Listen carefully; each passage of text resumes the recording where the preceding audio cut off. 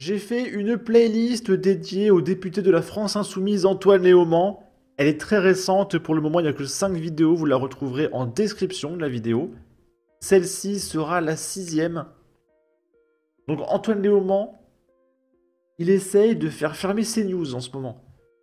Parce qu'on a censuré Marine Le Pen, on a censuré C8, les prochains c'est CNews, et après CNews, ce sera Europe 1. Ça a déjà commencé. Et après Europe 1, on ne sait pas encore, on verra. Peut-être TF1, on ne sait pas. Et Antoine Léaumont nous dit, on va se parler franchement, vous nous prenez pour des imbéciles. CNews porte une ligne éditoriale d'extrême droite. Alors déjà, l'extrême droite n'existe pas en France, mais supposons, CNews est de droite. Et ça fait quoi d'être de droite, Antoine Léaumont? C'est autorisé par la loi d'être de droite. Quand sur un plateau, 3 personnes démontent en règle un invité de gauche, ce n'est pas du pluralisme, c'est un choix éditorial. On va se parler un peu franchement, j'ai l'impression que vous nous prenez un peu pour des imbéciles.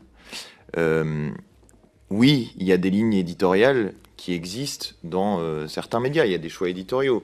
CNews, c'est ne pas faire insulte à votre intelligence de dire que vous portez une ligne qui est une ligne de droite, voire d'extrême droite, qui est une ligne éditoriale, politique, je vais finir ma question si vous le permettez, mais qui est une ligne éditoriale de droite, voire d'extrême droite. C'est faux de dire que mettre des gens sur un plateau et les faire débattre ensemble, c'est assurer le pluralisme. C'est faux.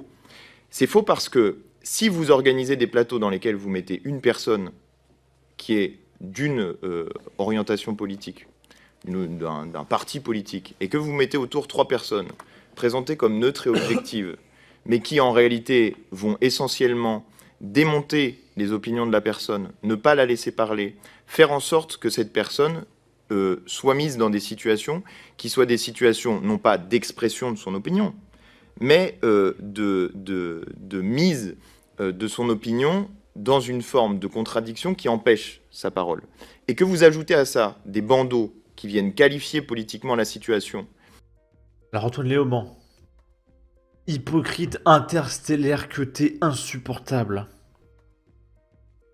T'es quand même pas en train de nous parler de cette séquence de France 5 qu'on pourrait retrouver sur France Inter, sur France 2, sur France 3, sur France 4, sur M6, sur BFM TV, sur France Info, sur toutes les chaînes de télé. Parce que 99% des chaînes sont de gauche. Et à chaque fois, c'est ça. Par exemple, là, c'était Philippe Tanguy, qui était en 6 contre 1, contre 6 gauchistes qui lui laissaient pas en placer une. Écoutez, ce charabia, on comprend rien. Il le sait très bien, il fait partie d'une cellule anti-RN, revendiquée comme telle. Oui ou non? Alors, il y a un complot du Parlement européen et il y a un complot de Libération. À laquelle participe visiblement la cellule de Libération. C'est vrai ou pas? Mais je suis journaliste en charge non, du j'ai pas dit que vous n'étiez pas journaliste. Et probablement nous nous réunissons dans une cave la nuit, probablement. Mon cher frère, allons en discuter. Non mais vraiment. Non mais c'est intéressant parce que j'entends ce genre des délires avec la caste médiatique, maintenant politico-médiatique, juridique, parce qu'il y a eu un procès. Vous n'avez pas lu le dossier. Jean-Philippe Tanguy ne peut pas parler. Et pas si, j'ai lu le dossier malheureusement et je l'y mets. Donc la justice française travaille pour le compte du Parlement européen et pour le compte de Libération. Donc toutes les chaînes de gauche, c'est ça. C'est éventuellement, on invite une fois par mois un mec du RN pour le faire se défoncer en 6 contre 1. Et les 29 jours restants du mois, c'est juste des plateaux avec entre 5 et 10 gauchistes qui se parlent entre eux, qui se confortent entre eux. Et Antoine Léaumont, il se plaint, sur CNews, il n'y a pas 50-50 de gauche et de droite. Le pluralisme des opinions, il n'est pas là. Mais tu te moques de qui? Tu te moques de qui? S'il y a le droit d'avoir 99% de chaînes exclusivement d'extrêmes communistes, on a le droit d'avoir une chaîne de droite, Antoine Léaumont, en fait.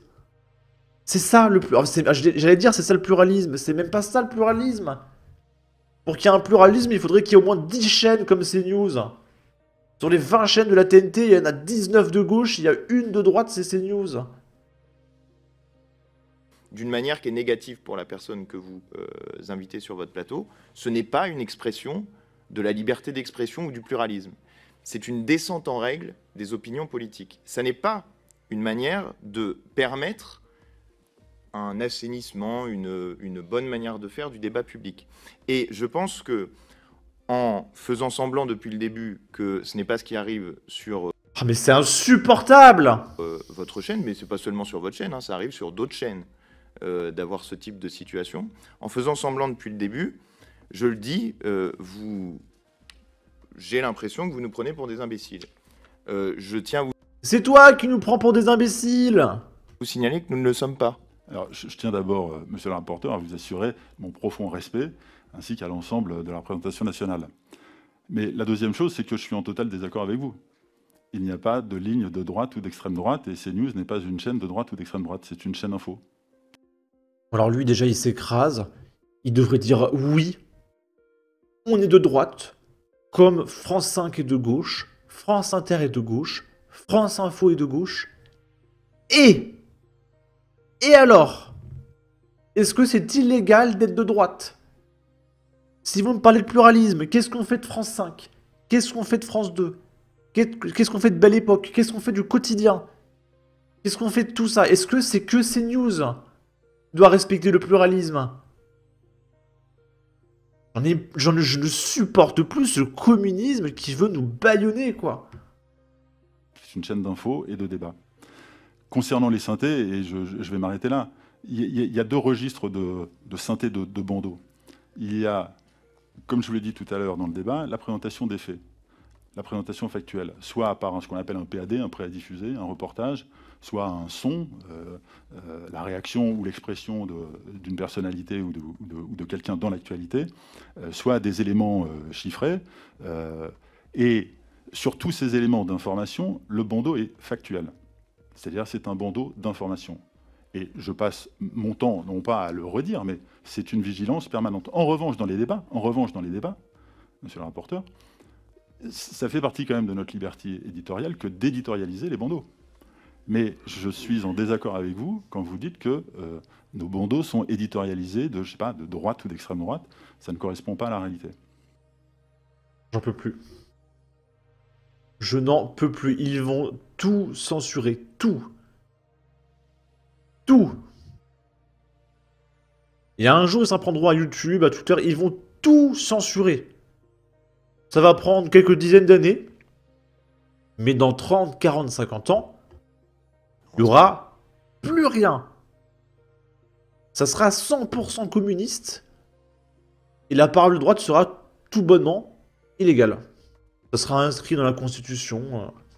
Ça va venir. Hein. Bon. Sur ce, n'hésitez pas à donner votre avis, votre opinion, à partager, liker, commenter. Ça aidera au référencement de la vidéo sur YouTube. Abonnez-vous, suivez-moi sur Twitter. Prenez soin de vous. Salut!